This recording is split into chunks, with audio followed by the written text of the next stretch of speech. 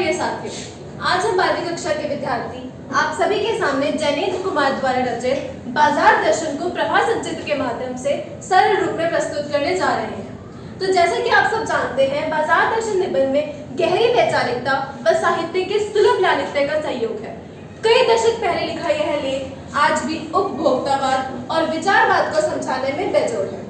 जैनेन्द्र जी अपने परिचितों और मित्रों के अनुभव को बताते हुए यह स्पष्ट करते हैं कि बाजार की जादुई ताकत मनुष्य को अपना गुलाम बना लेती है। जब हम बाजार जाते हैं तो बाजार का आमंत्रण एकदम मूक होता है, जिस वजह से हमारे अंदर की इच्छा जागृत होती है और हम उसी वजह से अपरिमित खरीदी कर डालते हैं। तो अब मैं अपने कुछ मित्रों का आपको उसका अनुभव बताते हुए स्पष्ट करूंगी कि बाजार में लोगों के किस प्रकार के अलग अलग अनुभव होते हैं। अब मैं आपको अपने पहली मित्र से मिलवाती हूँ जो बाजार गई थी और बहुत सारी खरीदारी कर ली। तो जरा अपना अनुभव बताइए। हाँ, मैं लेखक का मित्र हूँ। मैं अपनी श्रीमती के साथ बाजार गया था। वहाँ जाते ही हमने अत्यधिक खरीदारी करी।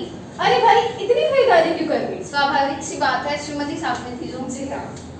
परंतु लेकिन जो मुख्य कारण है वो यह है कि मनी बैग और पैसे की गर्मी। अगर पैसे की गर्मी नहीं होती तो इतनी खरीदारी नहीं हो पाती। तो यह तो आम बात है कि अगर आप अपनी श्रीमती जी के साथ जाएंगे तो खरीदारी में तो जरूर ही कुछ ज़्यादा ही अगर हम अकेले जाएंगे तो उससे अधिक हमारी खरीदारी अपने श्रीमती जी के साथ होगी। तो अब जरा अपने दूसरे मित्र से मिलते हैं जो जब बाजार जाते हैं तो वहाँ की चकाचौंध को देख के इतने प्रभावित हो जाते हैं कि इन्हीं से जान लीजिए कि आगे की क्या अनुभव महसूस करते हैं। मैं लेखक का मित्र हूँ। एक दिन जब मैं बाजार गया तो बाजार के हंसमुख माहौल और चकाचौंध से मैं इतना प्रभावित हुआ कि मेरे सब कुछ लेने की चाह थी। मन करा ये भी ले लूँ, मन करा ये भी ले लूँ, और पूरे दिन थके हारे बाजार में घूम के आखिर में खाली हाथ घर लौटे। मेरे सब कुछ लेने की चाहत के कारण मैं कुछ भी नहीं ले पाया और खाली हाथ घर लौटा। अगर मैं कुछ ले भी आता तो जो वस्तु में ना ला पाया उनके लिए मुझे दुख होता। इन दोनों के अनुभव तो कुछ अलग थे।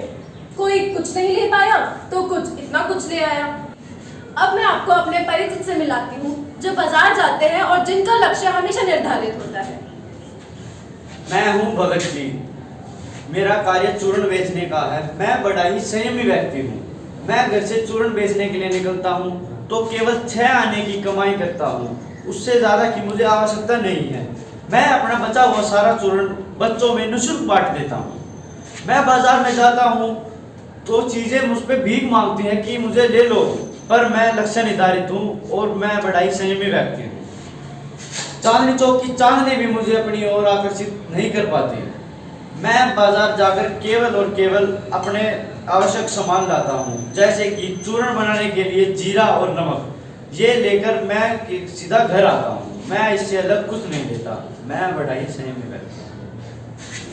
बाजार एक जादू है, यह बात तो अब तक आपको बहुत अच्छे तरीके से स्पष्ट हो ही चुकी होगी। यह जादू काम कब करेगा?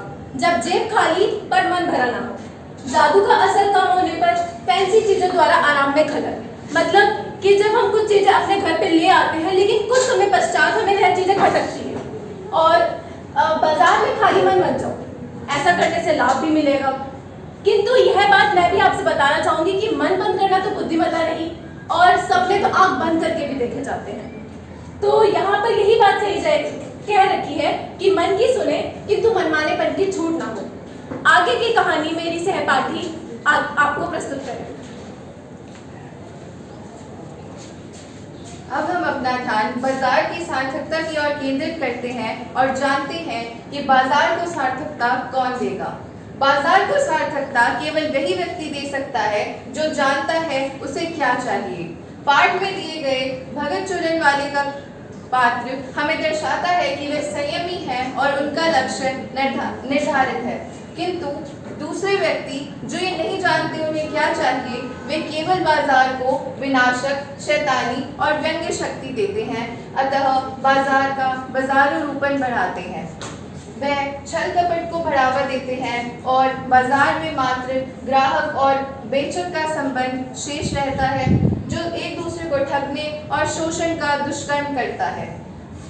अंततः ये और कुछ नहीं, अनीति शास्त्र है। अतः हमने प्रवाह संचित्र के माध्यम से ये जाना कि इस निबंध को कितने सरल और सुचारू रूप से प्रदर्शित करके समझाया जा सकता है। धन्यवाद।